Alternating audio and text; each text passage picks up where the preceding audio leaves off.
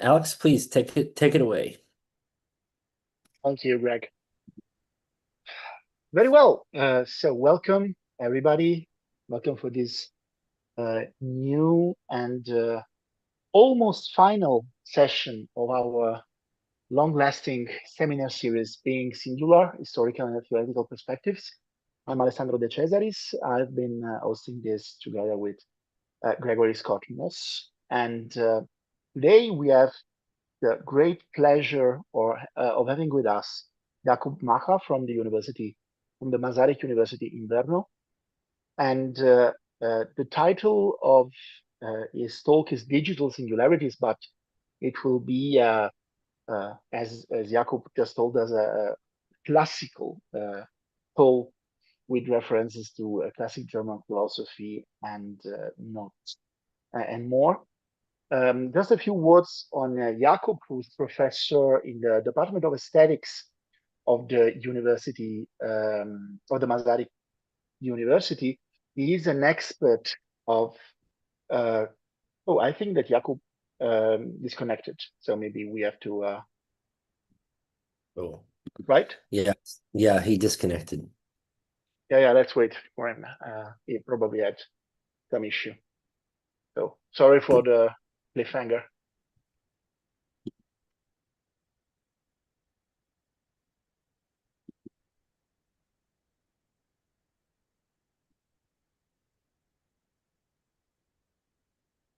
Oh, he's back. There you go. Hi, Jakub. Sorry, I don't know. Don't worry. I was just introducing you. Just a few words on you for our guests and for those who are listening on YouTube. You are a professor of philosophy at in the Department of Aesthetics of the Masaryk University. You are an expert of. You are a hero of the two worlds, one could say. So you are an expert of Wittgenstein. You've written on Kripke. You are also a scholar in classic German philosophy. Jakub has written, in particular, this book, The Philosophy of Exemplarity, which was the reason why we thought about inviting him in our seminar. So again, Jakub, Digital Singularities. Thank you so much for being with us. You have the floor. Thank you for inviting me. I don't know how to present, how to share my presentation. It doesn't document. So down below, you should have like a button called but it doesn't. Share. Previously, it could screens. There is a share button. You must be seeing a share button, Jakub. Yes. But at the center, bottom center. Yes, but then it says only desk. I can share only my desktop, not. I have no idea why. Yeah, I'm sorry, I have no idea why. Because previously it worked. Maybe could you make me? I think if you will share desktop, it will share the whole screen, and whatever you will open on your screen, we will be able to see that. Okay, I try share. Yep. Yeah, I think it's working.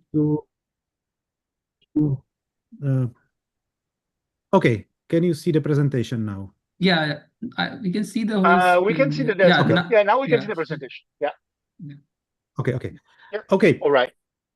Thank you for inviting me, and we should have had this talk in the summer, but we have to reschedule it, and I've been working on it since then, so it will be different. It will be today different than I thought I will be presented. I wanted to present like 6 months ago. Like the title Digital Singularities is maybe kind of obsolete, because the first idea was I tried to bring a new argument against the computational theory of or computational or functionalist theory of mind, like something like precising inspired by John Searle's like critique of this theory. But then it developed, and I tried to add more like background ideas, and in the end what I will be presenting here will be basically my argument will depend on my critique of Hegel's critique of Kant's idealism. So in the end, why Hegel's idealism, why we should keep or stick with Kant's idealism instead of and then don't accept Hegel's like excessive idealism. But then at the end, I will return to it. So this is the main idea which I want to develop like throughout the talk. And it's like an old idea. I will show you that this idea is no way original. It's been here for like millennia. It goes back to Parmenides. Reality is undivided. It's whereas thinking imposed uh, structures mm, um, or division into reality. So what we call object is always object of thinking, not something inherent in reality. So reality is continuous, analog, not divided, while thinking imposed on its like things, atoms, object, or singularities. Now my claim is that thinking does this necessarily so. So thinking can grasp its object only as discrete, never as a continuous. I will present my argument even why we cannot even think continuous reality. And what we actually do when we think that we think that reality is continuous. Second part of the claim is that we can experience this undivided reality through our perception or through our feeling. This is it's contra Kant, when I diverge from Kant. But as I show you, we can find this idea in Fichte and in Francis Bradley, but I will show only how this idea is played out in Fichte. And then finally, the subject, the thinking sound, the consciousness can be defined as this very capacity to divide or to break continuous reality into discrete intelligible parts. So the subject is can be defined as the capacity to create or bring about digital singularities. Okay, this is my overview. I will just show you that this idea, it's basically it's the point of Zeno's paradoxes or Zeno's aporias. I will then show how this idea is in or can be found in Kant, especially in his discussion of the second antinomy. Then I will come to Fichte, science of knowledge, Wissenschaftslehre, and I will show you where we can find this this idea, where we can find this non-divided reality. Then I will come to Hegel's critique of Kant and Fichte, and I will show that Hegel's actually presupposes, even if he tried to criticize Kant and also Fichte, then he presupposes too much. He actually presupposes that the reality is already objectual, like consists of objects. And I will show some places where Hegel thinks so. Then I will only briefly present Wittgenstein's famous argument for the substance, which I think is a successful way how to argue that we can limit our knowledge and our thinking from within. We don't need to think, as Wittgenstein makes clear, something beyond the limit. And so this is I will basically take Wittgenstein to argue in the Tractatus that every atomism must be taught as a logical atomism, exactly in Wittgenstein's shape of this like disposition. Finally, they are like maybe it will be too much. Maybe we will not come to this additions. I will show you that any attempt to think continuous or undivided reality is basically only a simulation or cannot be eventually successful. And I will show it on how mathematicians strive to define real numbers, or how mathematicians try to define continuity. And I will show that continuity is only like a simulation of continuity, not a real continuity. And finally, that would come where it's my original intention. I will show that even today's quantum mechanics is just a ramification of this idea that in quantum mechanics reality is continuous, undivided, and our grasping it or our thinking it makes it distinct. This can be shown just by a how classical quantum mechanics functions, like from the 1930s. But then I will come to something quite controversial, and that's Roger Penrose's account of objective reductions, when he actually thinks that quantum decoherence, like this breaking this converting like continuous quantum reality into discrete states occurs within first step within our within the gravity. So it's a force of nature, and the second, but later Penrose come to argue that this is how our consciousness works. So consciousness is like orchestrated objective reduction of quantum state into a discrete part. So this is like it's a kind of confirmation of my overall idea. So my like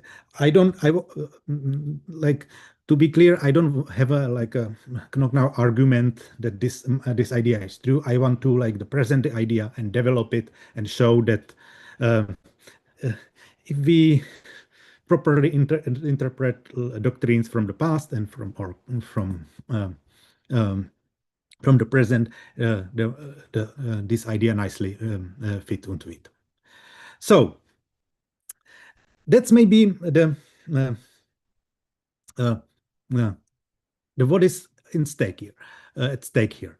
Can we, if we want to limit our thinking, can we think this limit as just a negative, as something outside, as I think is the case in Kant or Fichte, or must we say that every limit is must be a positive limit? In order to think a limit, we must be able to think what is beyond this limit. So basically, can we say that, or must we accept that even this limit is something ideal, something in thinking, and so we cannot even grasp in thinking something beyond thinking. So famously in Kant, the thing itself is a negative limit of cognition, not thinking. And this might be this. I will come to this later. Basically, if we look at the beginning of the Critique of Pure Reason, thing itself is the negative limit of our cognition. It's the other side of our intuition. Then I will argue that in Fichte, the non-I is or non-ego is an attempt to think to think limit as a something positive, something which is posited by the I, by the absolute I, but the progression, when we progress in Fichte's argument, we in the end find something so-called non-conceptual reminder, the check or the impact, the Anstoß in German. And this is a kind of controversial part of Fichte's framework, but I think it's exactly where we find this negative limit. So, and then I will come to Hegel and say that, or show that his idea, I think wrong, is that this is we cannot think limit as something negative, and every limit must be think positive. In the end, we must structure everything beyond our thinking as a thinking, so it must be thinking, but by some other, but it must be taught by some other subject. So, very briefly, to Zeno's paradoxes. I think everybody knows these paradoxes, and or these aporias, as primarily like the dichotomy and Achilles and the tortoise. I would like to insist that we should take them not as as aporias aiming to create like paradoxes which are not solvable, but just to show. And I think which is which aligns with Zeno's original intention, show that discrete thinking doesn't align with continuous reality. If Parmenides one is can be equated with continuous reality, as I presented it here, is maybe like a exegetic question. I am not an expert in Parmenides, but if we look at these at the dichotomy paradox, that it says that uh, uh, the paradox arises only if we uh, uh, try to divide our thinking into into uh, uh, into infinite small parts. So I don't want to spend a lot of time with this because we will this paradox will reemerge in my discussion of Kant's second antinomy, which is basically the same problem, like, or part of this is the same problem. So this is the argument. Can reality be taught as undivided? So and then it's a reduction. So let's suppose that reality is divided for the sake of argument. It's structured. It's structured without the cognizing subject influence. So, like the structure in reality is something there. There are clear division. So now the second premise, which is I think which we find in Hegel, every division is a thought determination. This is like every division is always a positive negation according to the concept that we find Hegel. So this division, if it's must be done by some thinking, but by some subjectivity, so then the reality must be a subject. This is, I think, this argument. So reality is structured by its own concept. So and then this is, I think, like a formulation of Hegel's idealism. So if we want to resist this, so we must conceive reality as undivided. So this is, again, this is not an argument. So this is not, again, like a deductive argument for the thesis, but it says, like, if we accept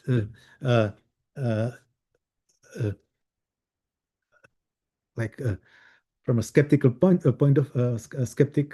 of view, that the reality is undivided, that we don't accept any real division in reality, so we can resist Hegel's like excessive or how it's called, absolute idealism. So now briefly with Kant. As you see, I'm jumping from author to author. So what is this is like a question which must like be stuck all Kant reader if you start study Kant. So what is the main or fundamental duality in Kant's critical philosophy? And there are three options. And if we read the beginning of critique of the critique of pure reason, so there like where Kant begins is the first paragraph. It's the distinction between appearances, like after the preface and like introduction. There is like a key distinction between appearance and the thing in itself.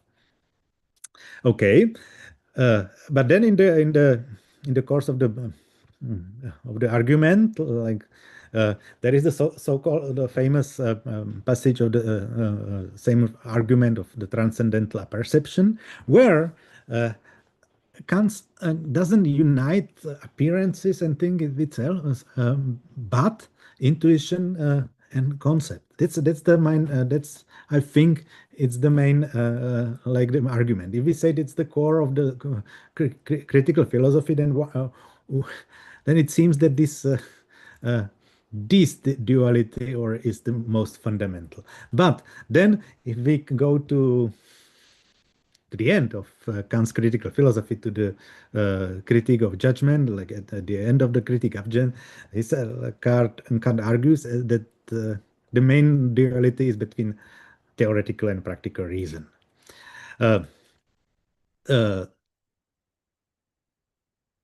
I take now, I take like at least in the transcendental apperception chapter, Kant somehow, I think now rightly, but not, or what I find explicit, implicit there, and what I show you that it's even like in his treatment of the second antinomy is that appearance and thing itself is stuck into intuition, and it must be united with the concept, with the understanding. And I said if we try to think, or one tries to think these three dualities as issuing from one source, then we get to Fichte's Wissenschaftslehre. So Fichte's Wissenschaftslehre is an attempt to develop these three dualities from one source and then justify them. But I will come in a moment to Fichte, how to show how Fichte is doing this. Now, in the second antinomy, this is again this part is not it's the one of the like more comprehensible parts of critique of the critique of pure reason, and it's not difficult to grasp. So every composite is substance in the world consists of simple parts, and the antithesis: no composite thing in the world consists of simple parts, and nothing simple exists anywhere. Now, how can what are Kant's argument for the thesis and for the antithesis?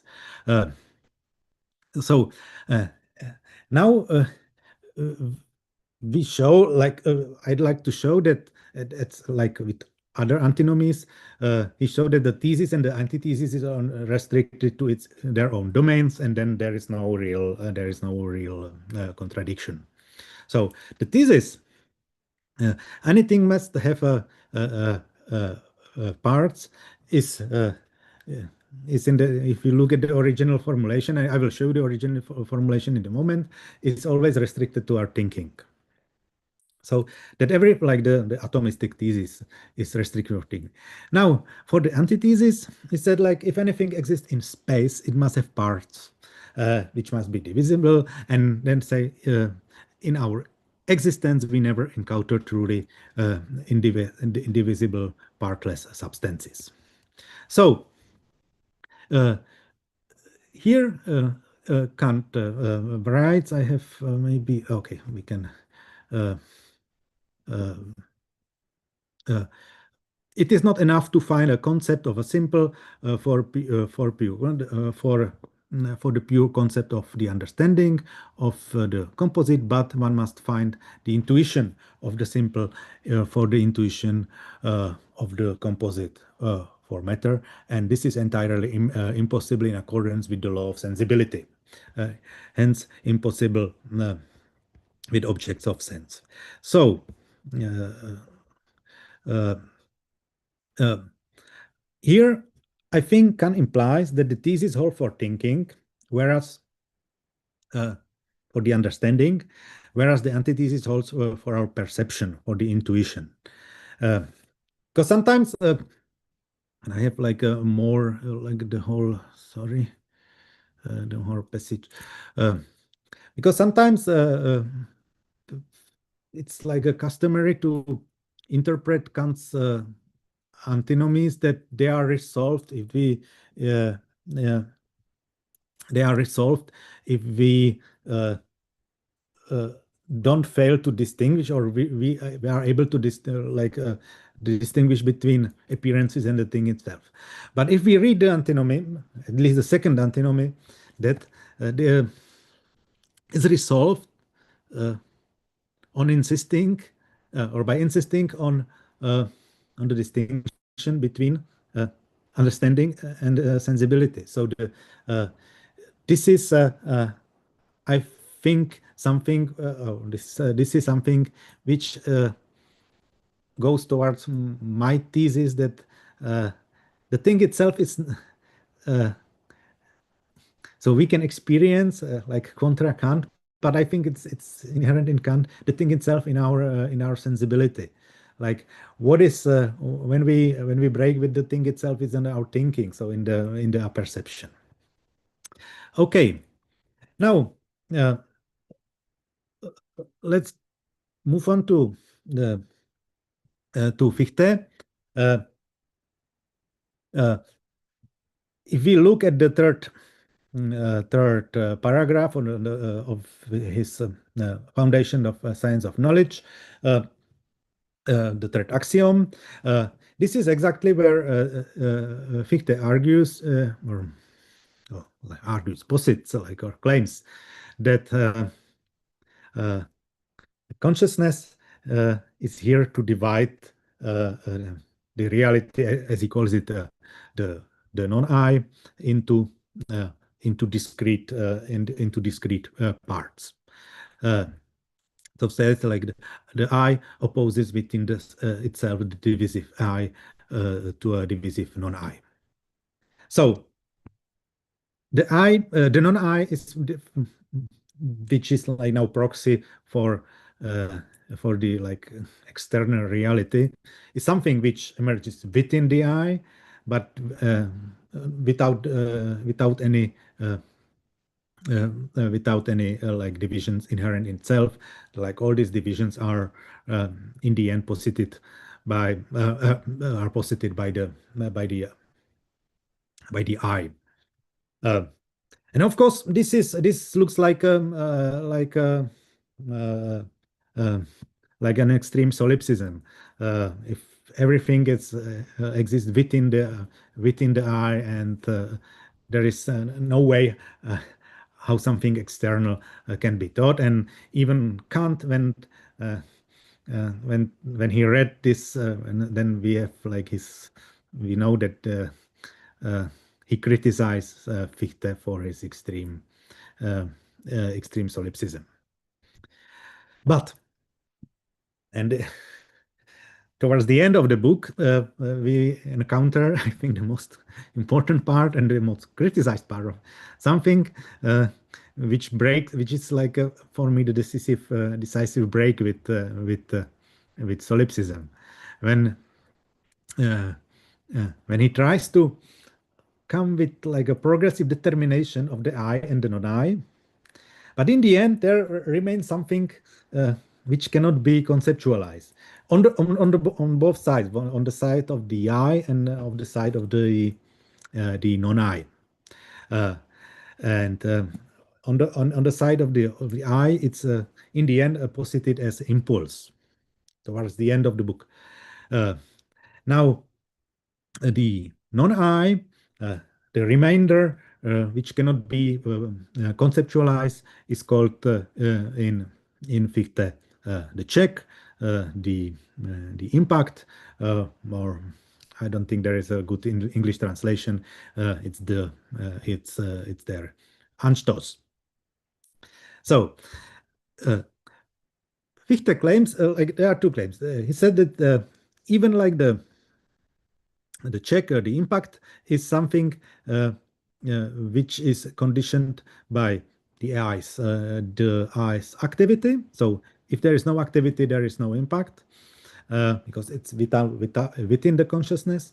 But in the end, there is through this check we have a like external determination of the eye. So there is no if there is no check, there is no self-determination of eye.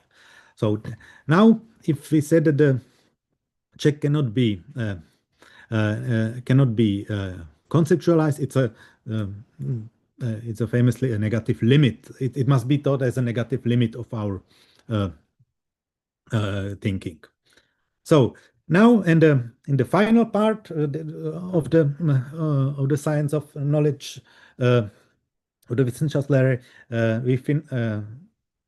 Fichte tries to unify or find, he said, like a fine balance between these non-conceptual residua or reminders on the side of the subject of the I and of the non-I, and he said like the impulse and the Anstoß is balanced in feeling.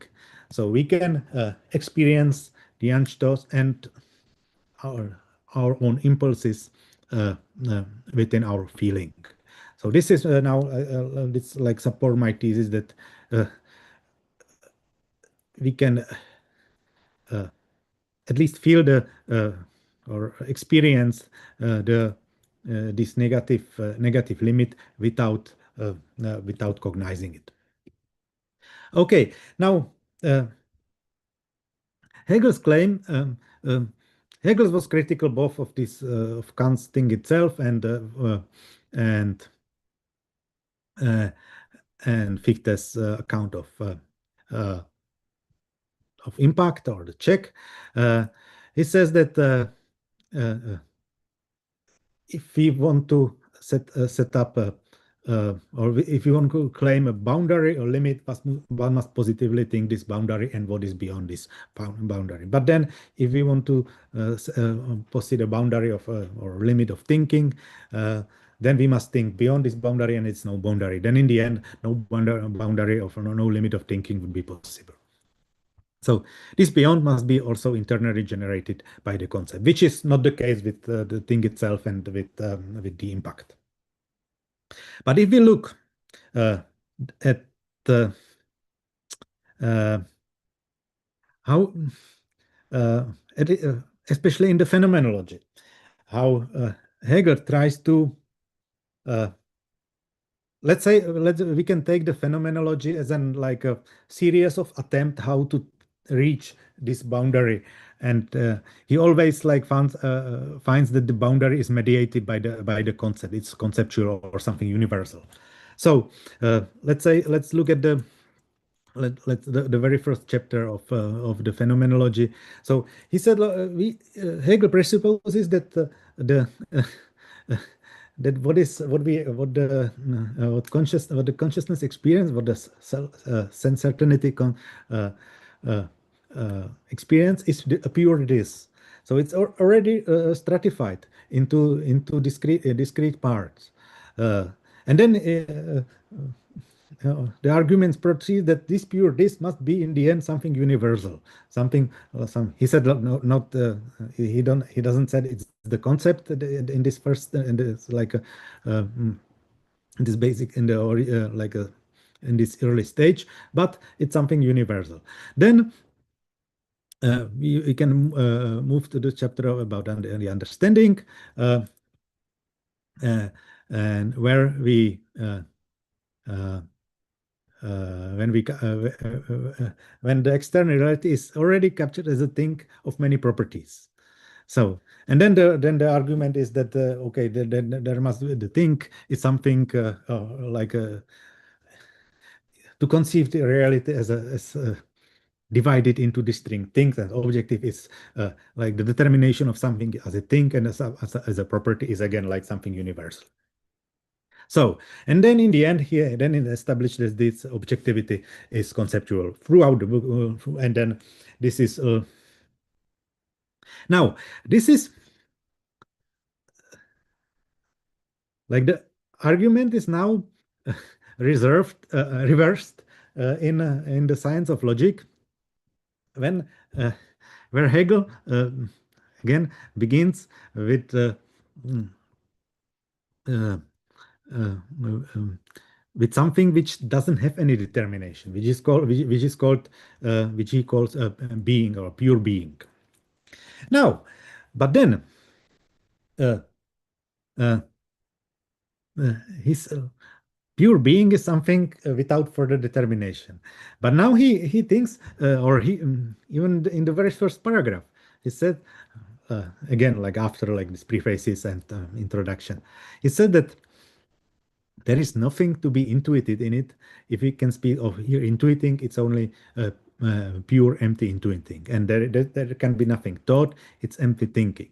So, and then he said that this limit. Uh, but so this is a just to conceive thought about pure being is, I think, in Hegel, or must be taught in Hegel as a negative, which is something which cannot be conceptually mediated. It cannot be intuited either. So I think this we can say, like, it's in Hegel, it's a negative limit. Like from the very beginning, there is a negative limit of our both thinking and cognition. So now we can, I think, apply the same critique that Hegel applies to Kant's thing in itself and to Fichte's Anstoß. It's something we cannot say anything about, but still Hegel at least spares two paragraphs, like it's one page in the science of logic, where he takes a lot of things about pure being, something that if it can be intuited, then it's like empty intuition, or if you want to think it, it's a empty thinking. So there is at least Hegel entertains the possibility that it might be we might think it, but it's an empty thinking. So and we cannot, of course, say anything more about it. We have to progress to pure to like the as if like the pure being itself progresses into pure nothing, uh, and then to becoming. Okay.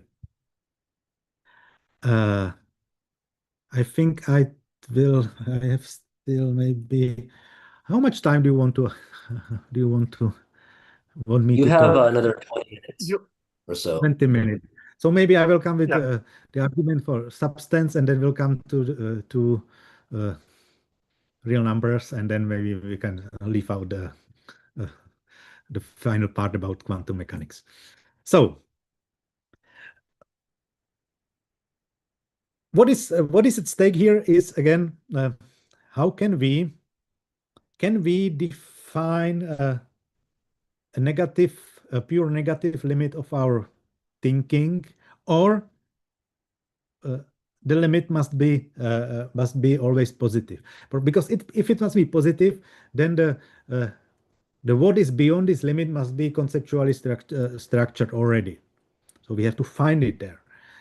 If not, if its limit it's negative, so it can have some impact on our thinking without the necessity to being taught. So now let me present in my view, the most successful attempt how to think a negative limit of our, or how to uh, uh, present the negative limit of our thinking. It will be only 2 slides, sir.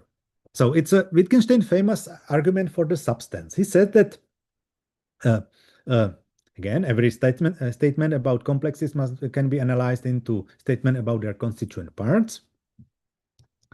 And these parts, objects, are a formed substance of the world. They cannot be compound. So it's like it begins with the first part of the Tractatus, which is like the so-called like Tractarian ontology. This is something we can find in like in any like account of like atomism, even like in Asian like ontological atomism. Now, if the word has now comes the main argument. If the word has no substance, so it won't be composed of distinct objects and singularities, it would be impossible to form a picture of the world. And any picture of the world must uh, uh, have something, a form common with the real world, and this fixed form consists of objects. And the logical picture of the fact is thought. So how can we now summarize this argument? Wittgenstein says that if there are no simple objects, there is no thinking. Or basically, we cannot have any any picture of it. So which is there cannot be any meaningful proposition. So if we now just reverse the implication, thinking implies there must be simple objects. So these objects are posited. Doesn't need to be thought as something out there which is found, but something which can be posited by thinking. So this is now, I wouldn't say that this is a unanimously accepted interpretation of the Tractatus. This is how I read it, definitely. So any division in this view is imposed by thinking, which I take to imply that every atomism is a logical atomism. So every ontological atomism collapses implies a logical atomism. So that that means that again, that's the main thesis, that atoms are logical atoms emerged in our thinking, not out there in the world. So Wittgenstein Tractatus is then, like, it's my conclusion, as like a successful maybe attempt to draw a limit from within.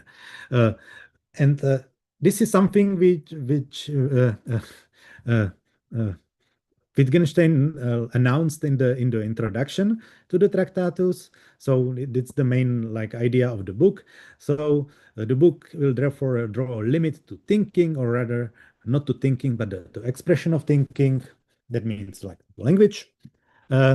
And in order to draw a limit, we have to be able to think both sides of the limit.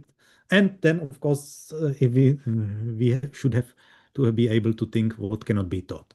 This is of course this is a contradiction. So we draw the limit from inside in language, and what lies beyond this limit is simply nonsense.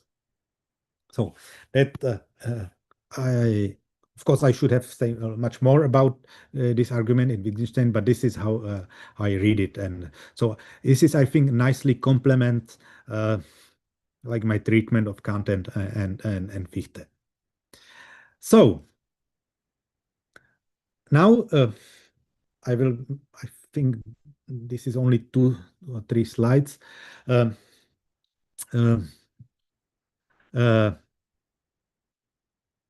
If I say that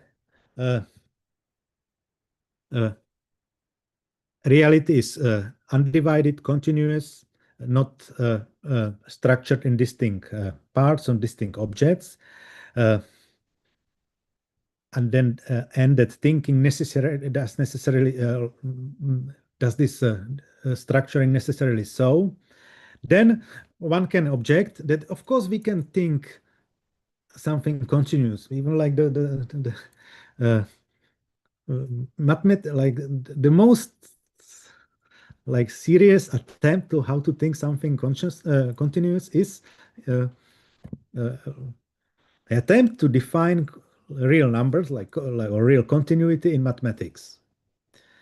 Uh, of course, there's been many attempts how to define real numbers in mathematics, but even all these attempts even today go back to two strategies which were formulated in the 19th century. And these are Dedekind cans and Cauchy sequences. This is, I think, I don't know, bachelor. If you study mathematics, then it's like in the first level bachelor. So it's like kind of advanced mathematics, but not something which should be controversial. Like it's every like students of mathematics of knows this or gets this in the first or second year. So and both these attempts are kind of they start with like discrete parts, and there are two attempts how to simulate continuity. Like real numbers are not real it's not, are in the end not a real continuity, but a continuity which is simulated uh, uh, uh, um, simulated or like created out of discrete digits.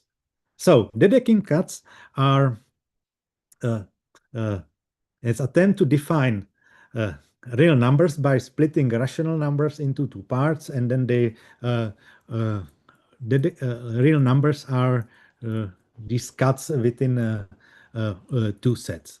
So if we want to define like the square root of 2, so we cut the line with made of rational numbers, which can be defined uh, uh, uh, uh, out of easily out of natural numbers, and then we approximate this gap. We create like two sets, like greater than the square root 2 and smaller than 2. So defining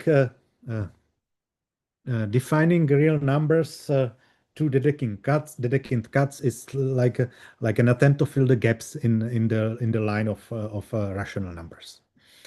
The Cauchy, like the older attempt, the second one is the so-called Cauchy sequences, and these define here is each uh, irrational number defined as a sequence which is an approximation. So as if we can find for each irrational number kind of a formula which approximated in a it's an approximated approximation of infinite series. Uh, so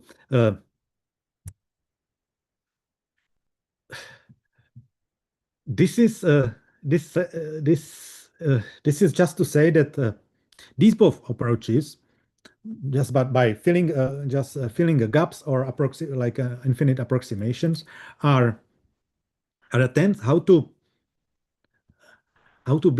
construct real numbers like continuity out of discrete parts. How can we simulate it? So in the Dedekind case, real number is like the real line is supposed to be seamless, but it depends on discrete rational partition. In Cauchy sequences, it's an attempt to avoid partitioning, but then it's just an ideal like a it's ideal it's like a real number, or it's like just an ideal limit of discrete approximation of this number. So they are not in the end not discrete as it's achieved. So I won't go into many details. Let's say that even like what I wanted to say with this, it's again not like a real argument for my thesis. It's just to say even the best attempts how to think uh, continuity, how to grasp continuity in our thinking is in the end a simulation made of discrete parts.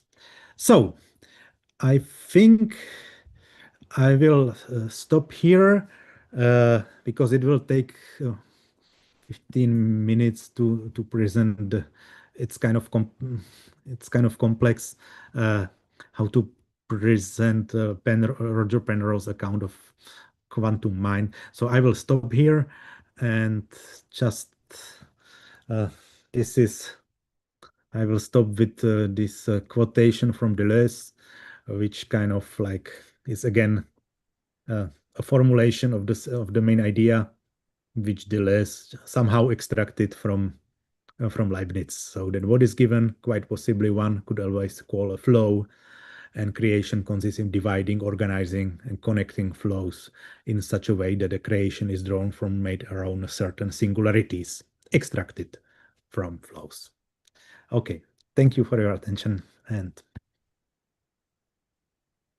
Thank I'm you, Jakub. wait your criticism eh, or I must Thank you say so much. No, it's a new project sorry? for me. So I must say this is a new project. So I'm happy to uh, receive your criticism. You can say it's like totally nonsense or I misunderstood Kant, Hegel, or or Well, no, Wittgenstein. not at all. This is conceived as a space for exchange of work in progress. So thank you for uh, taking that seriously. And I think there is really a lot in your presentation. Also, very distinctive reading of classic German philosophy, and also, so to say, a synthetic effort of putting together very different fields. So, and also it's very on point with what we've been discussing in the last almost 2 years. Also very beautiful that, so to say, the specter of Leibniz pops up in the end. So yeah, thank you. I think we can open the debate. So if anybody has questions on Zoom, you can just raise your hand, or even just open your video and make yourself visible in some fashion. If you are on YouTube, you can write your question, and Greg or me will read it to Jakub. So the floor is open.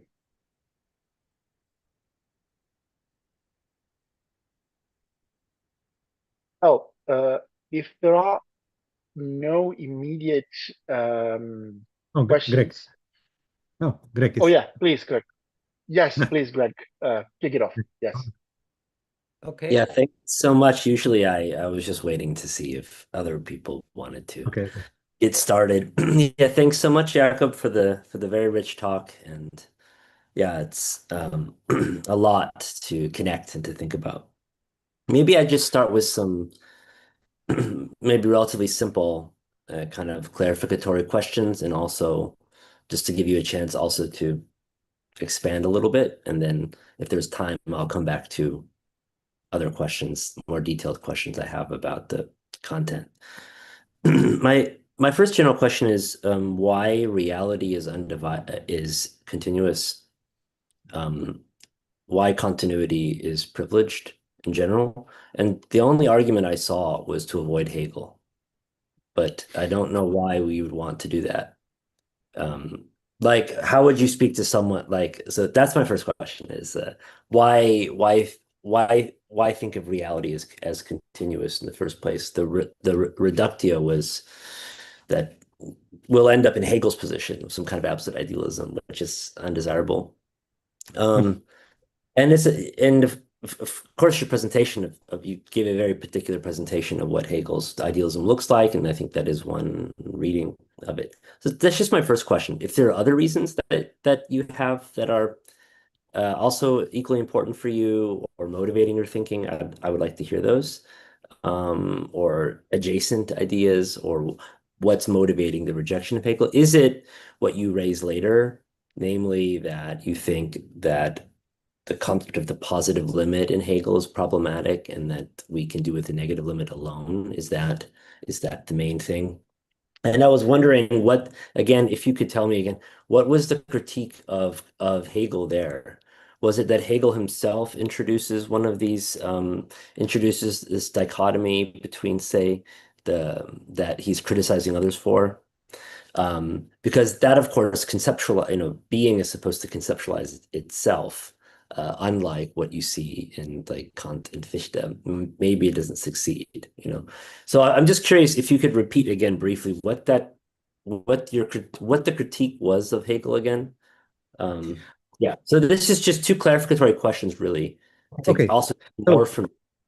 Yeah. So thanks. so it's not like my original intention is not just like say to avoid Hegel's like idealism. Uh, to think reality as continuous is motivated by uh, like a skeptic approach, not to presuppose anything, like not to presuppose any division, and because even the predicate continuous is again like a division introduced, and uh, uh, so it would like undermine or self undermine the whole thesis. Uh, uh, it's just to say we should not we should not presuppose at the beginning any determination. Like we know that Hegel taught that in the preface of to the phenomenology, it says like his philosophy is a throughout skepticism, or like thoroughly execute skepticism, or something like this. But I don't think it's like it's more then I try to show that even Hegel presupposes this objective character, or like this stratification of what we experience into objects. I There is like we can also discuss that like even the German term of object or thing or Ding, what Hegel says is ambitious is ambiguous, and it doesn't need to be like a distinct object separate from other object. It can be something very abstract. Okay, I can accept this, but the main motivation is here uh, just not to presuppose, like to start this like idea without any presupposition. So I must say that even like the predicate, the attribute continuous is cannot be properly taught. And then like the last part about real numbers, should we say like even if we say reality is continuous, we have to take it like as an Yeah. uh, Okay. and as an improper way of like thinking, improper way of characterizing it, because then uh, uh, we cannot really think continuity. Yeah. Uh, Okay. So cool. uh, Can I have a brief follow-up, or are you okay. still? Yeah, please. Yeah. Go So ahead.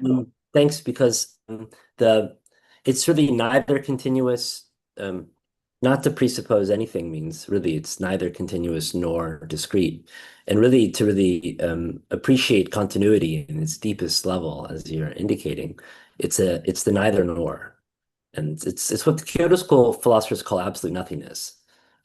But it's also what connects to something that wasn't raised in the discussion, but I feel like was lingering on the limits of your talk, as it were, which was when Wittgenstein basically talks about what cannot be said but can only be shown, where silence needs to be,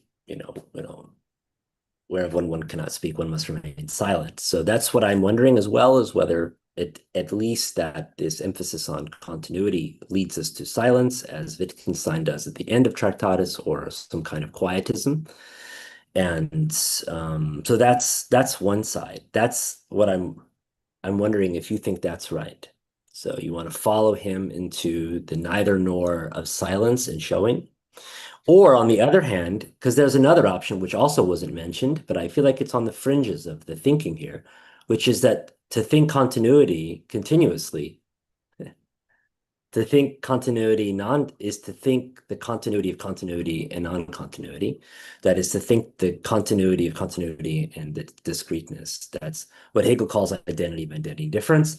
And I would put it simply in terms of contradiction, that to think the truth of continuity is not just the neither nor, but the both and.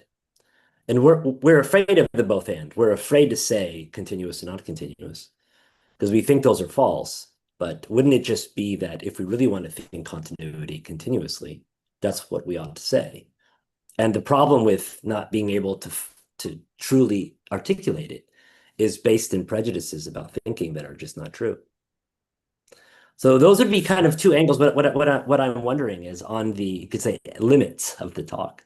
There's the silence of the neither nor that you're thinking, drawing us into with Wittgenstein. But there's also the thinking of the both and that Hegel's also drawing us into. So I'm just wondering if you have any thoughts about that, and then I'll stop because I think your talk was really nice. I'm glad that you connected to German idealism because we've discussed a version of this problem, but not the way that you have, which is if you begin with what is undivided, how do you arrive at division? And it seems that you actually can't. And this is a very traditional way of posing the problem in the German idealist setup. Okay. Yeah, Okay. yeah. So I think we should again think the predicate continuous as a negative limit of any division. So it doesn't need to be take if we take it an neither nor, then we have to impose this distinction, and it's already there, and uh, uh, that would undermine the main the whole thesis. So your second suggestion is kind of a Hegelian suggestion, of course, that the yes, yes, continuity is yes. Yeah, like a is of a course. it's a Yeah, unity of continuity and non-continuity. yeah. Again, it's just okay, but then uh, I think that then the continuity would be a positive limit, not a negative limit. Then we have to, if Sure. uh, we have to again transpose or transcend the limit and think something beyond this limit. So I can accept that the uh, even the very formulation of my idea is contradictory, uh, and we have necessarily so accept this contradiction. Then even to present the thesis, which is something which cannot be properly presented, because then to say for our of reality it's continuous or it's neither continuous, not nor discrete, would be say something about uh, like attempt to describe something which is beyond this limit. So we can, I would say, we can provisionally accept this thesis just for the sake of discussion, but we have to say that it's in the end we have to give it up. And this is connected, what you said, I think, to Wittgenstein's quietism. We can, Wittgenstein Tractatus is again, in my view, way how to present a thesis which cannot be again presented, because then this is in the end the metaphor of the ladder. He wanted to create to present the theory which we have somehow internalize, accept, but then we find out that this theory cannot really be presented. There are many now way of how can we approach the ladder metaphor, or what does it amount to, but again, from I cannot like defend it now Of course. in detail, but it's a way how to uh, the quietism is about the theory, not about we cannot say, because we can still uh, go on and build Yeah. physical theory. We can like for if we have like a discrete atom, if the subject uh, uh, uh, structure like the continuous reality into like atomic parts, we can like combine in and we can keep talking about it. That's no problem. But we have to be like quiet about or we cannot again present the theory like again, maybe as a reminder, but the theory itself will be again nonsensical. Yeah. So it's this fascinating question about whether the holding on to the purely negative limit and not allowing us to go to the positive limit, as you right, would lead us to some kind of quietism in the end, and whether you are required to really take that position. That's what I'm really wanting. Maybe Yes. as we develop this theory, is that you are a quietist, or that is implied by what you're saying. Again, it's not an objection from my side. Again, coming from me, it's not an objection. Coming from philosophers use it as an objection, but it's not coming here. But yeah, so it's just an interesting question that's kind of hanging over me here. But there are two levels of there must be two levels of Yes. this quietism. First, like an attempt to describe, be quiet about uh, like transcend our like transpose our uh, thought categories onto the unstructured reality. So that would be Yeah. like say like ask question: is there one thing in itself, uh, or uh, mm, or there are more things itself? Something like this. This is sometimes somehow people like accuse Kant of like mixing this. So it will be like apply categories to the beyond its like a Yeah. proper domain. But then this can be one kind of quietism, and the second one was concern the theory, how to present the theory, which is Yeah.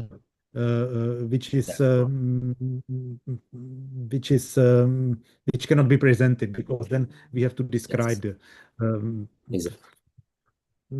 to So theory, maybe and then we just the last comment, and then I'll give the questions over. I know I've taken 10 minutes already. Is that I think one of the other interesting topics that has come up in this exchange, which is really interesting, is about self-reference, about a theory facing about itself. And in Wittgenstein, this becomes a problem. But for example, in Hegel's dialectic, categories are inherently self-referential.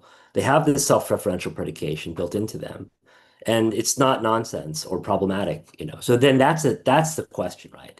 Is whether I think questions about self-reference, self-referential predication seem to be really important in thinking about and deciding whether the limit's purely negative or not. And I think those questions have to be addressed directly in order for us to really make a decision about whether we're going to follow you down this path or not, which, yeah, is. So I don't then I know. Just my very last comment, and then I leave it to the others, please.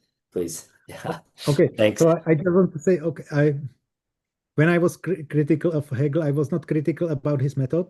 I was Yeah. critical about um, uh, like the final position he wants to defend, like Mm. like his kind of like his, in my view, excessive idealism, and but his method how to develop Hegel like Hegel's critique of Kant has many other aspects, like a critique, like a dogmatic, uh, um, like a dogmatic deduction of categories, and this is in I accept it's in Kant dogmatic, and Hegel can cope much better with this, or there is a systematic. It's even a systematic in Fichte, and maybe better, even Yeah. better in Hegel. Uh, but like the issue Good. is Okay. Thanks so much. Okay. with the positive and negative limit. Okay. Uh, Thanks. Thanks. so I Greg, think and Christine, and thank you, Jakub. There is Christian Helmut Wenzel and then Suresh. So please, Professor Wenzel, your time for question. Yeah, thanks for your talk. I do have a few small comments and then maybe an overall question. So a small comment is you were listing higher and lower faculties corresponding to sensibility and understanding. And that's yeah. exactly what Kant opposes. So Kant is opposed to the tradition that the sensibility is considered a lower faculty. That's one of his main points in the first critique, that understanding is not a higher faculty, and sensibility is not a lower faculty. So there's some at the side. Okay.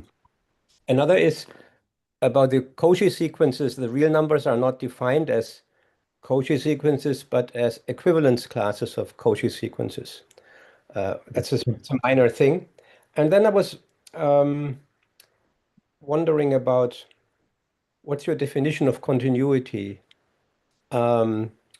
So usually one talks about continuous functions. And if you have a polynomial function with rational coefficients between the rational numbers to the rational numbers, they're all perfectly continuous. So the rational numbers, the numbers themselves are not continuous or not continuous. Functions are continuous or not continuous. So I think you have to rethink that. So I don't know what your intuition about continuity is. You must give a definition. So if you think that, like with the rational numbers, there are plenty. So between any two numbers, there's another rational numbers. Between any two rational numbers, there's another rational numbers. There's never a next rational number. So that sounds pretty continuous. And there's nothing discontinuous with the rational numbers, I think. So usually the definition of continuity is about functions. And there's nothing discontinuous about the rational numbers. So you must rethink your definition of continuity.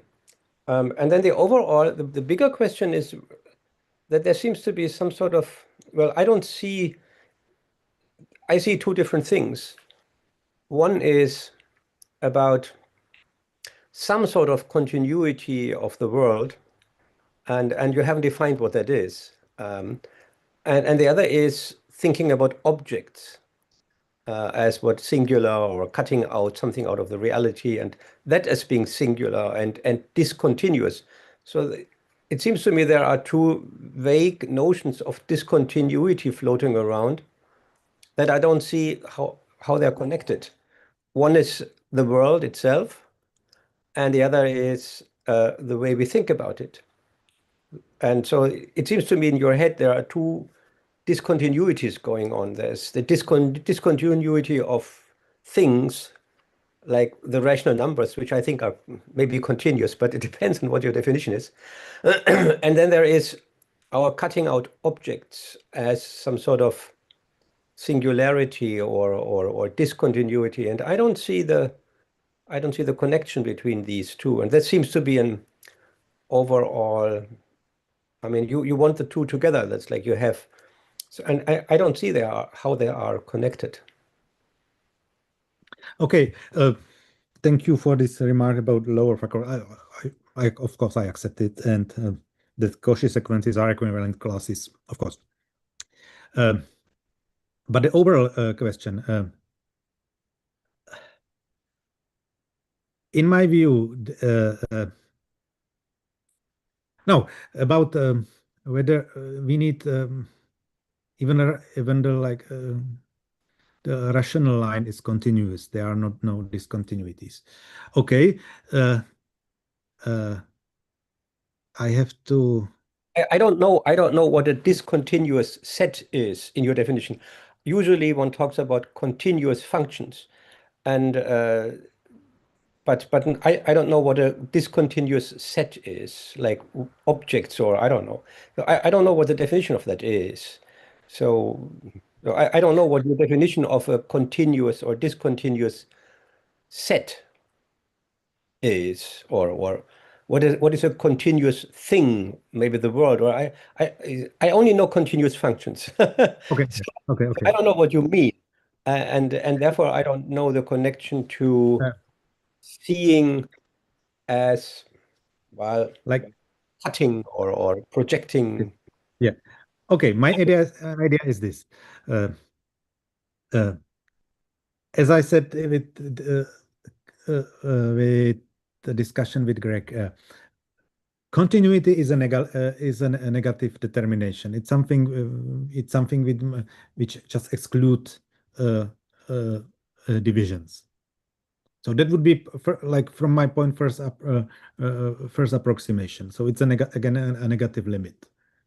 I do not understand that, but I mean, if I have a bucket of water So can I divide it? I think I can. I mean, so suppose the bucket of water is contained. I don't know what you mean by cannot be divided. I don't understand. I don't understand your No, definition of a it's continuous. of course it can be divided in your thinking. So you, of course, if you have a bucket of water, you can divide it. This is like one part, the second part, but it's already in our thinking. So it's it's uh, it's divided by the cognizing subject. You said So it's not divisible. So, what do you mean it's by divisible in divided? your experience, but not. Uh, uh, so there are no inherent divisions in the bucket of water.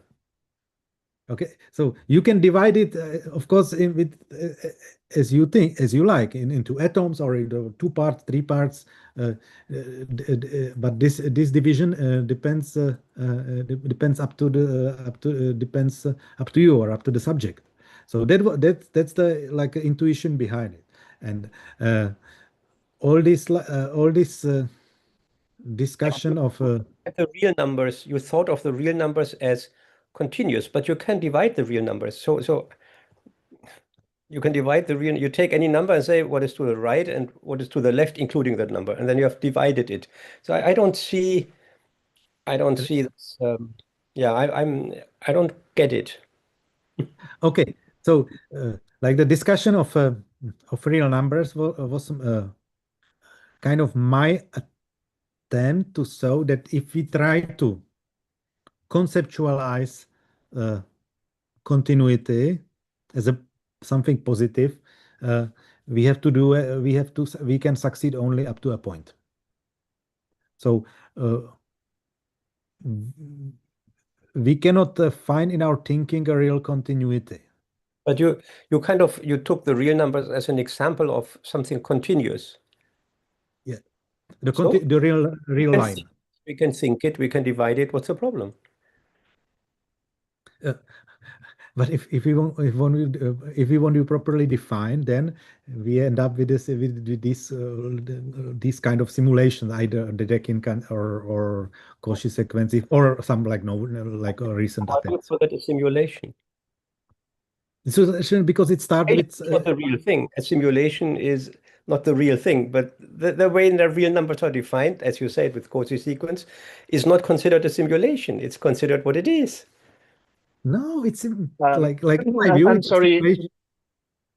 Okay. Sorry to interrupt you. No, because I feel like it's you probably have some so to say fundamental disagreement on so to say basic concepts. So maybe if you could just maybe one statement, so to say, we it should be great, so to say, to go on with the discussion. So please, I don't want to block you, but maybe Christian, if you want to like formulate your critique or your question one last time, and maybe Jakub can try and respond, then maybe we can take it on in the. Oh, Yeah, on the one hand, Christian. Okay. about Christian. objects like Kant or Hegel or so, and then so anyway, I found it's I wasn't quite sure. I found this all a little bit not coherent, so I didn't follow your overall aim. Like the aim was to present the thesis with the caution that it cannot be really presented, so it will be self undermining, but still this is an attempt how to think, how to draw a negative limit of our thinking, and then the attended singularities are not something inherent in the reality, but something which is like a which depends on our like consciousness. But that would be the main aim. Thank you. But maybe we can, go on with the debate along with other questions. So I think Suresh had a question, and then Ashia. Suresh, please. Yeah. So many of the questions that I have already been answered in the process of answering Greg's question and also the discussion that gone, but I still have some left with me. So yeah, one is that it's just a clarificatory question, but I think you just clarified it, that do you identify all thinking with discreteness, that thinking cannot but be discrete, or do you think that discrete thinking is just one subset of thinking? So, but it seems that you say all thinking cannot but be discrete. It is only discrete. Yeah. Okay. Then. Maybe So let me clarify this. It's maybe okay. thinking is discrete thinking. Thinking cannot but that operate with discrete. Okay. Yeah. So got it. But So, but the consciousness is the very activity how to break this undivided reality into discrete parts. okay, so I think one of the main worry that you have, that thinking cannot it cannot think continuity, can be, it can be remedied if we can somehow succeed in thinking continuously, as it were, right? So don't you think we can do that? I mean, it's one question, and you are also for dropping all presuppositions, but it seems to me that there is a lot that is presupposed in saying that reality is continuous. Of course, you say that no, it's a negative limit. So, but even taking that, that's, oh no, it's not any conceptual determination, but it's just a mere negative limit. But you are still operating with uh, this division of opposition of continuous and discrete. So, and then coming again to that point, if we somehow succeed thinking, we somehow succeed in thinking continuously, then it will be worry will be removed. Now, as Greg said that he said in terms of continuity, but I would come from the other side. So if we just let's take let's take it for granted that yes, all thinking is just discrete. But what happens if we think discreteness discretely? What results from that? What results from that if you think about discreteness discretely, just uttermost absolutely? What results is continuity. So in fact, what in fact turns out, I mean, it might be in a Hegelian jargon, continuity turns out to be the truth of discreteness. So we in fact succeed thinking continuously. So that worry that all thinking is cannot, it cannot be continuous, is somehow, I think, it's removed by your own presuppositions of taking all thinking to be discrete. So how do you respond to that? And secondly, you say that it is about it is somehow, I mean, how it's a Hegelian objection to your characterization of the beginning of the science of logic. You say that in the beginning it is that pure being, and it's a and you say that there is a limit because I mean, he says that it is non-concept. There is a non-conceptual mediation, but I suppose Hegel would say that no, there is no limit because there is no non-conceptual mediation here, because there is no concept here. It's just sheer thinking without any further determination. So Being. the yeah, pure, yeah, it's a pure, but it's pure being without any further determination. And I mean, not even continuity or discreteness, let alone conceptual mediation. I mean, that comes very much later. I mean, it's a very it's very, I mean, that this argument might seem very internal to the Hegelian system, but since you were characterizing science of the beginning of science of logic like this, that's why I'm bringing it in that manner. So how would you respond to that? He would say that no, there is no concept involved, so there is no question of limit, and it's non-conceptual mediation. So I mean, yeah, Okay. that's not. There was a lot of I first you again invoke the distinction between like continuous or and discrete. But if we think discretely about discrete objects, we don't get any continuity. Like that was my attempt with t-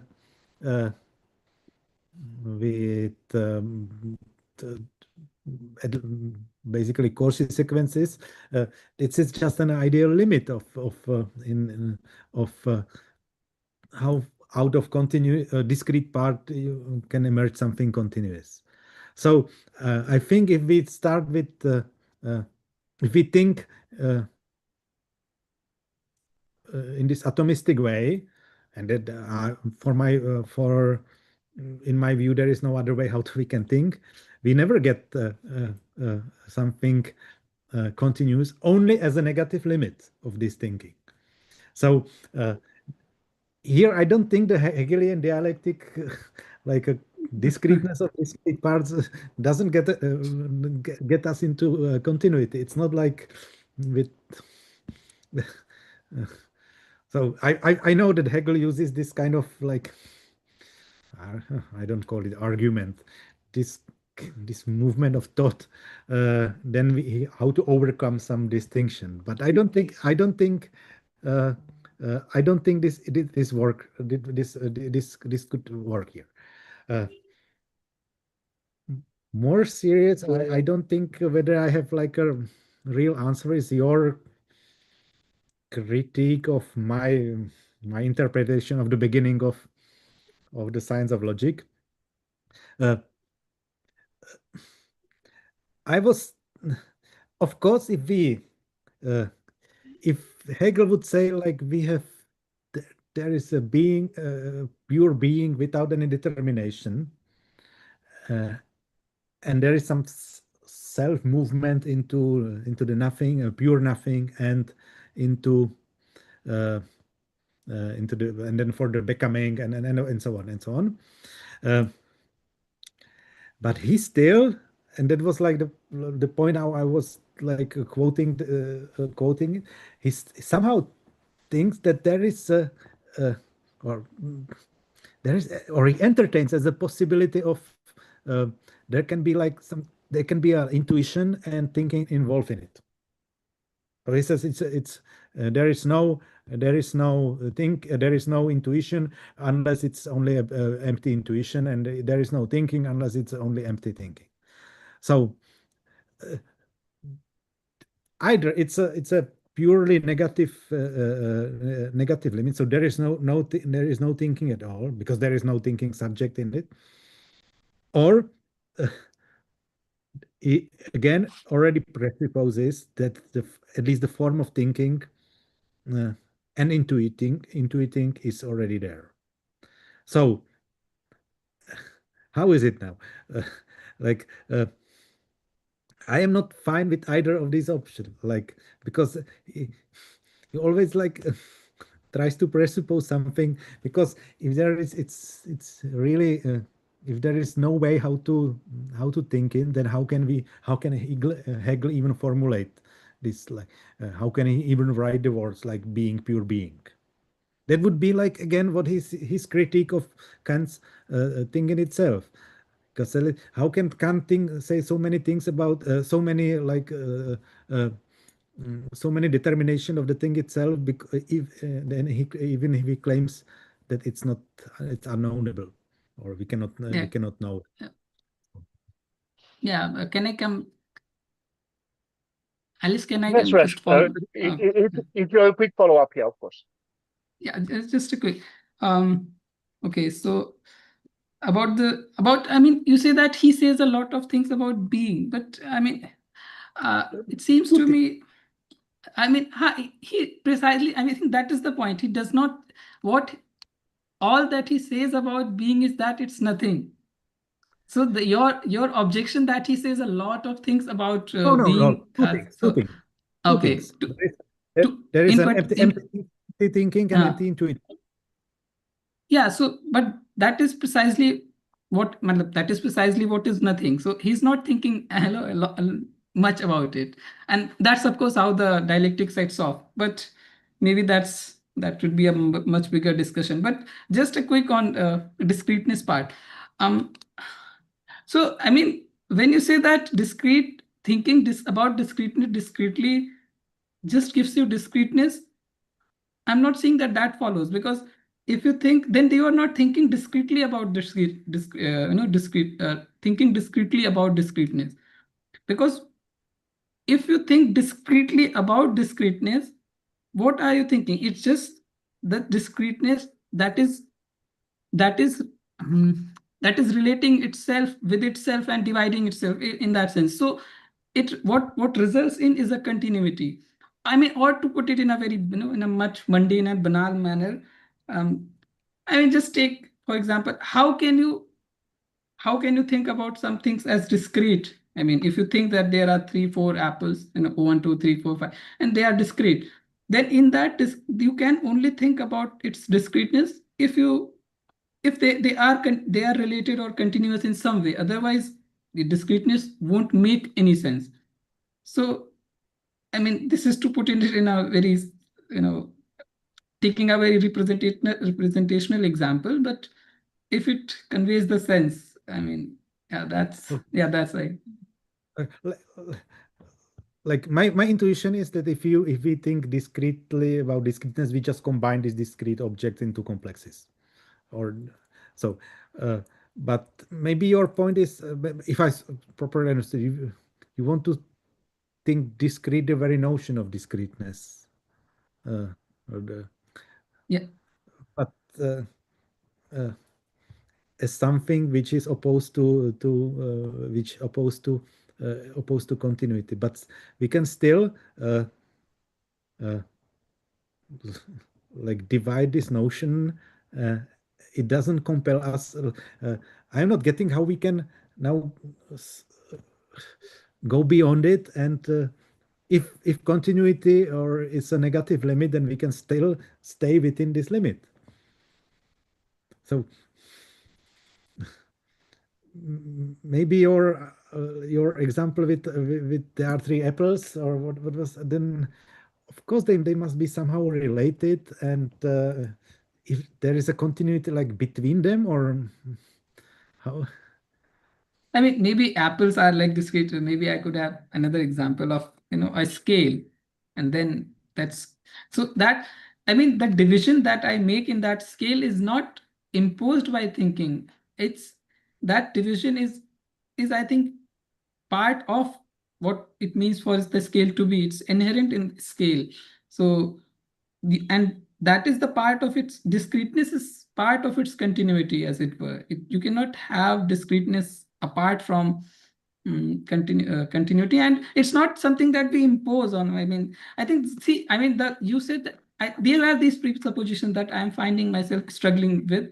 That you are One is that, of course, there is some kind of distinction, the distinction, opposition between thinking and being, so that thinking is this and being is that, and we impose something on being. So, and so, don't you think these are the presuppositions? But I was not talking about this. I was just taking your case as it is and trying to think it to its logical culminations. But perhaps I'm not able to formulate that as clearly or as convincingly. But yeah. Okay, maybe let's give the word. I Yeah, think Jakub. let's give the question now to Hajir. Yeah, Ajir. Yeah, Ajir, please. So maybe we can, continue discussing. I feel like these are all related problems. So please. Okay. Okay, thank you, Jakub, for the talk. So, my comment is on the discussion between you and Christian. So, do you think, like, he pressed you to define the what is continuous, and he was talking about like what is a continuous set, what is a continuous number. So, what I am thinking, just I want you to correct me if I'm wrong, if that is in opposition to your thesis. So what I'm getting from this You is are that, mathematician. You are mathematician, so you are better expert in this than me. Even Christian is mathematician. so for me, the question is between thinking and intuition. So the question of the being something being continuous or discrete. And by thinking, I mean like a sort of a rational way of communicating ideas. And mathematics is is this very structured way of communicating rational thoughts. And what you said at the beginning is something like this, like any form of thinking is discrete, okay? And mathematics is a form of thinking. But in contrast with this form of thinking, we have also an intuition. And that intuition, the continuity lies in that intuition that we have. And whenever we want to explain the continuity, we need some singularities in order to explain the continuity. That is how the Dedekind cut, uh, that is how we define real numbers in mathematics. So that is because mathematics is a way of thinking and is definite and is unavoidably discrete, even when it tries to define something that it's called continuous like real number. So is that what you were trying? Exactly. Maybe you Okay. formulate my thesis better than I could do. I know that that you would like this like a Kantian approach, so because it's like uh, Mhm. in your thesis, no? So yeah, I just Like wanted to. like Hajer is a former student, a PhD student of mine who wrote a thesis on Kantian approach to mathematics. Okay, Oh, thank you. very welcome. Thank you for being here, Ajay. And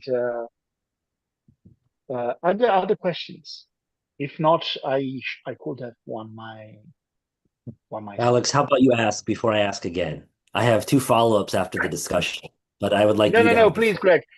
No, You please, sure? because I feel like because I feel like yours is connected to the debate. So please keep the discussion going. Okay. Okay, great. Yeah, so thanks so much. There was also helpful clarification, so thanks for that last. Um yeah, I want to follow up with one of the responses that you gave, Jakub, to, I think it was to Suresh, about atomism. So clearly your atomism is coming out. It's not just an atomism of thinking, but well, I guess this is my question. So the atomism that you seem to be endorsing, how is this really a universal feature of all thinking? So I'm wondering whether you have something like a formal view of thinking. You have something like the whole is produced or is, say, constructed by the elements of the whole. So you see, seems that you don't allow for the whole to have any priority over the elements. So, for example, when I think about an organic unity, an organic whole, right? Where it's not just that the parts of the body, you put them together into a whole, then you get the whole, but the whole is somehow also a condition for the organs to function, right? So you have the whole body is a condition for the heart to do its work. And on the other hand, so the heart depends on the whole body, the whole body depends on the heart, right? And all these organs and their interdependency. So there is a classical objection to formal ways of thinking, to atomism, by saying that if we think about organic unities, they don't operate like that. And this logical atomism doesn't correspond with the organic forms of reality. Now, if you take reality as a whole as organic, then you don't understand reality on the atomistic presuppositions. If you think kinds of reality are organic, then atomistic thinking won't correspond to those either. So I'm just wondering why you think atomism is true. Like, it's not obvious to me that it's true. And it seems that there's many ways of being that don't seem to be amenable to atomistic treatments. I guess that maybe to put my critique the kind of strongest Okay, way. But yeah, I just want you to talk more about this. Or you have an atomistic okay, view of life too? yes, yes. This is my Or thinking thesis. about life. Yeah. Yeah. Like Right. I do think that thinking necessarily impose this division. So uh, atomism is every atomism is a logical atomism, and atomism is the necessary form of thinking. That would be how I put. Uh, then there is this objection: how can we think organic unities or organic relations? So, like the obvious ways. we have to atomize them. We have to again because I see. to think organic unities is just to think relations within these atoms, and then uh, we have to so to say atomize relation, make relations one of these atoms. So then we can accept that even relations are atoms. So this is a classical debate at the beginning of 20th century between Russell and Bradley. Uh, uh, uh, uh, and I think now or we can go back how Kant tries to construct organic unities out of uh, atomic thinking in the second part of the critique of judgment. Uh, uh, in my like my view is that uh, uh, we can somehow no we can we can dissolve the distinction between uh, atoms and the relations between atoms as both just treating them as atoms on one level. So atoms which can be combined with different atoms can are so-called relations. Atoms which cannot be combined in a certain way are like this proper atoms. I think this is exactly what we can find in Wittgenstein's Tractatus. Not properly there, but if we accept, if we add to it some later comments Wittgenstein made, that he clearly thinks that even relations between atoms are atoms, atoms are like are atoms, and we take them as a relations between they can like in a like their proxy names can stand like in the middle of a proposition or something like this. So Yeah, that okay. would be So it seems to me then that, I mean, do you also, this is also connected to the limits about what can be represented logically, which is one of one of my real interests is a question about, one of my only interests probably is what can and cannot be represented logically. And I like the argument from substance as you presented it. I like that argument in Wittgenstein. I think it's brilliant. I don't like the picture language. I think that's confusing imagination and concepts and proposition. I think that's a confusion. That's an empirical confusion that he has to. But I'll put that aside. The point that the logical form of the world and the logical form of thinking have to correspond with each other. But he's also famous for saying that, like, when we're talking about ethics, like that's going to be nonsense when we're talking about God and religion. That's also because how am I going to atomize the good and freedom? How am I going to atomize God? How am I going to atomize the absolute? Well, I'm not going to. I'm not going to talk about those things, right? So I'm wondering whether if I take God and freedom and the good to be real, I don't know that your view, yeah, or I don't know that I can truly think about those things. okay. On I mean, can you? And do you take Wittgenstein's quiet, attitude towards, are these all limits of thought, right? Freedom, the good, God, because those could be used as counterexamples to the view that thinking is atomistic. Oh, we can successfully think about them, and so thinking is not atomistic. But instead we say, no, it's atomistic, and so we can't think about them meaningfully. But we have to decide what these limits are.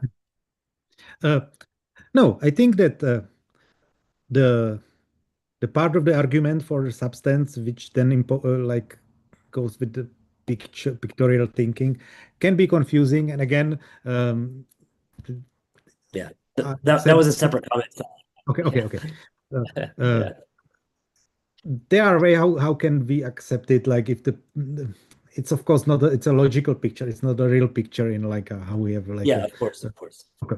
And then we can of course overcome these difficulties if we properly like say what is a logical picture in like Yeah, for sure, for sure, for sure, but for sure. more importantly, how can we here conceptualize like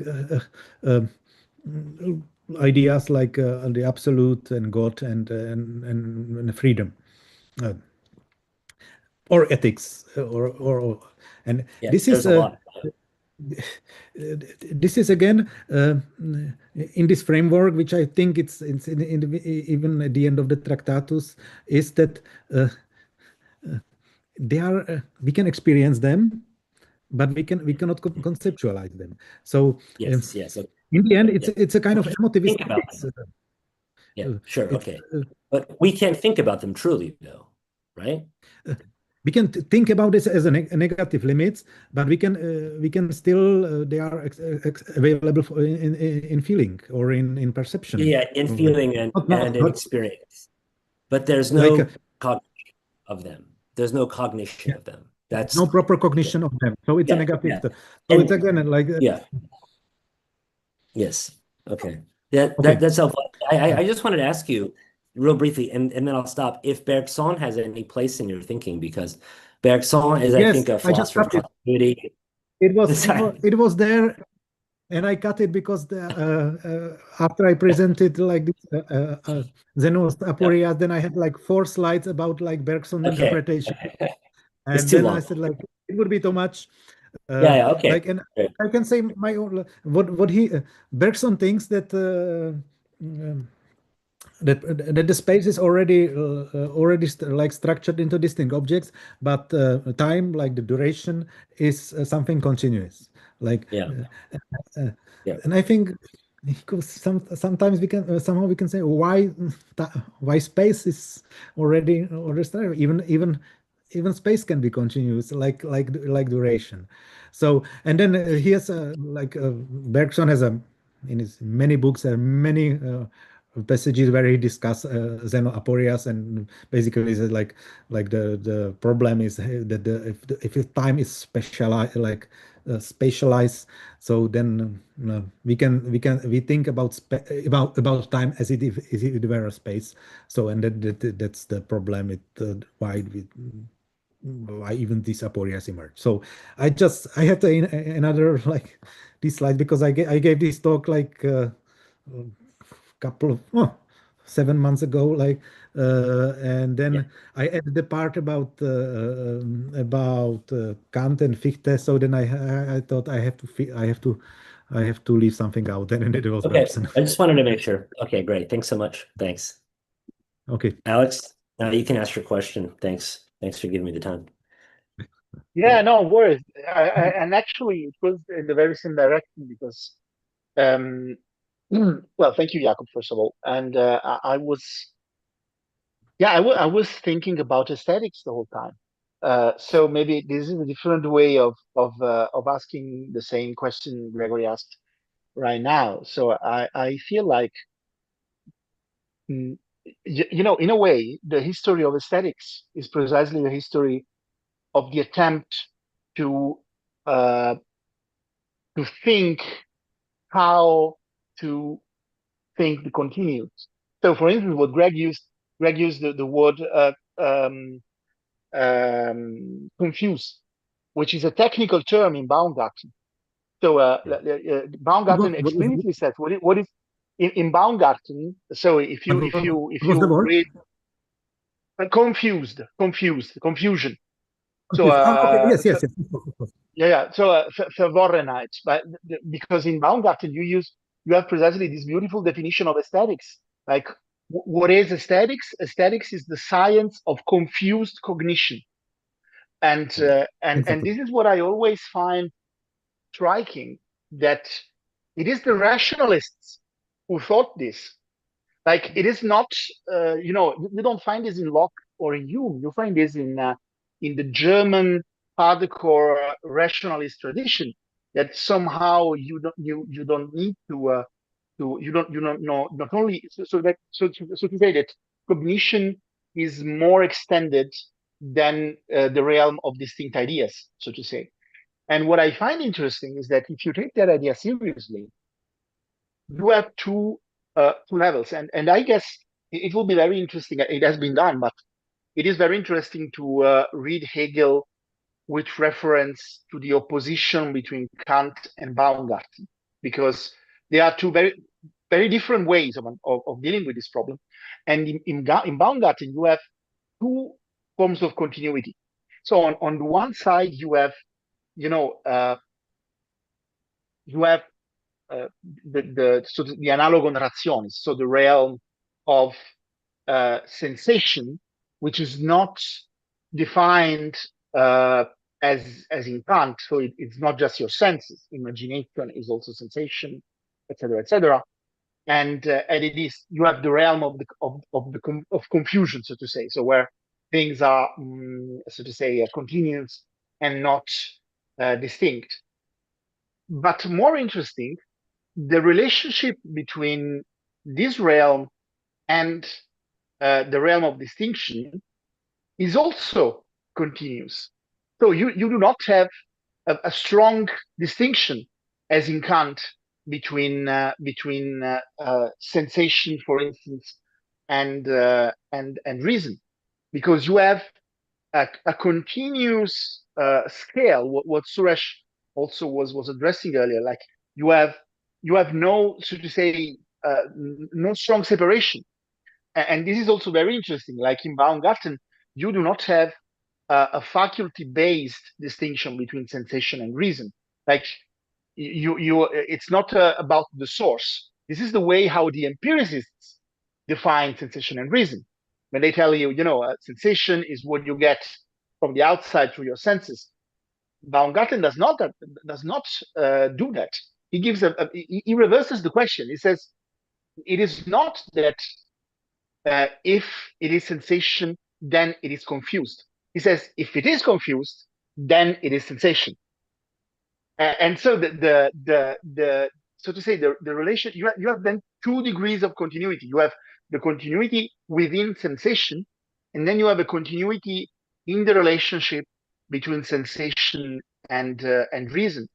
So I was wondering, maybe, yeah, that's a possible answer to Greg's dilemma in the end. Like, aesthetics is the attempt to account for the possibility to think the continuous, even though you cannot do this, so to say, with in the same way than when you think other things.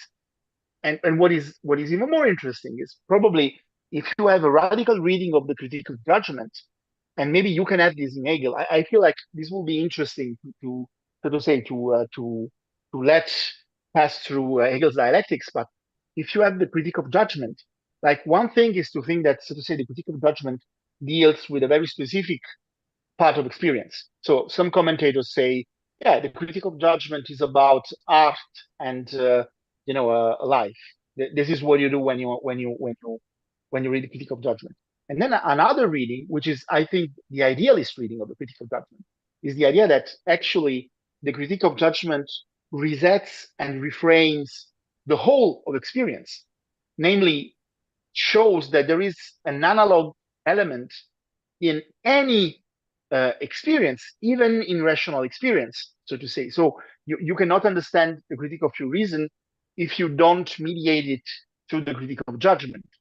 So in a way, yeah, I just wanted to ask you maybe a very long analysis for a very short question. And the question is, maybe that's what aesthetics is.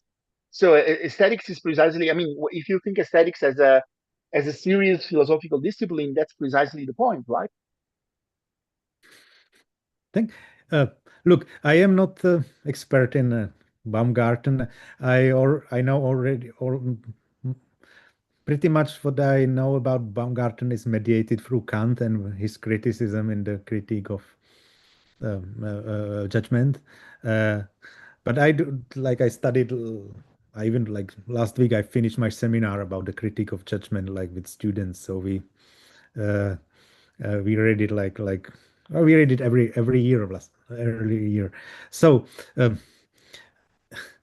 I will look definitely in Baumgarten how the continuity, and it can be, of course, I now I see how it can be answer to Suresh question, like, on continuity between these two faculties. Yeah.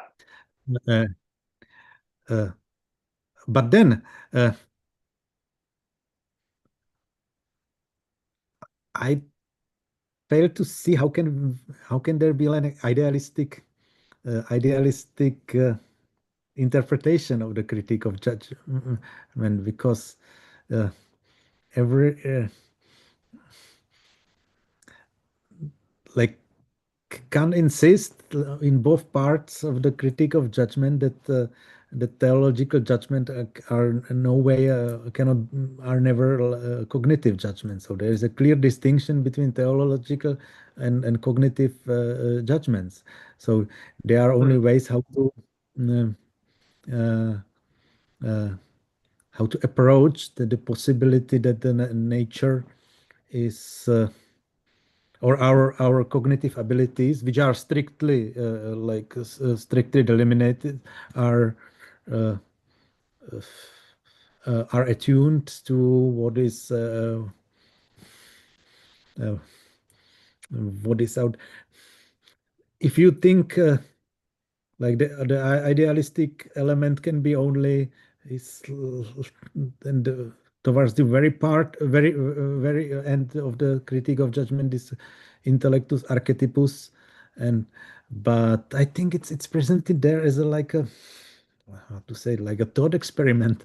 Like we must conceive as if as if there were uh, we have to think in nature as if it were like a product of some understanding, but this is not our understanding, and it goes like from the other way around. It goes from thinking to to intuitions, not from intuitions to thinking, to concepts. So